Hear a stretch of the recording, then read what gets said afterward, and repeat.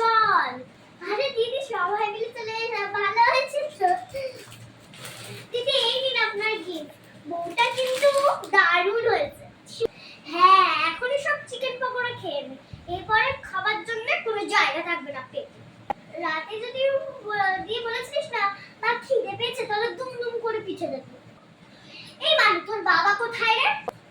এই মানু কাকিমাকে চিনতে পারছিস? হ্যাঁ ছোটবেলা তুই বারবারই কাকিমার বলে উঠতিস আর বারবার শুরু করে দিতিস।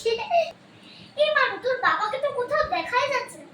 হ্যাঁ হ্যাঁ মানুটা অনেক বড় হতো তো কি সারাদিন ছোট থাকবে না?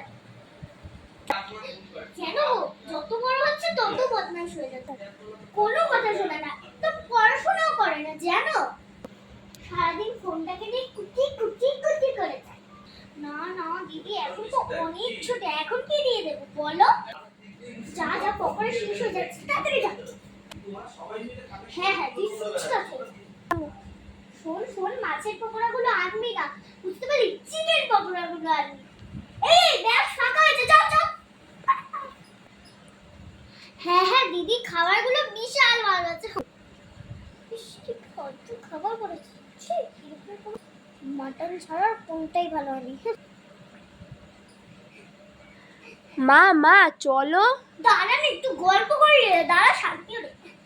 এই মানু তোর বাবা কোথায় গেল রে? খুঁজেই পাচ্ছি না লোকটাকে। এই সূর্য কত গিফট দিয়েছে দেখেছো?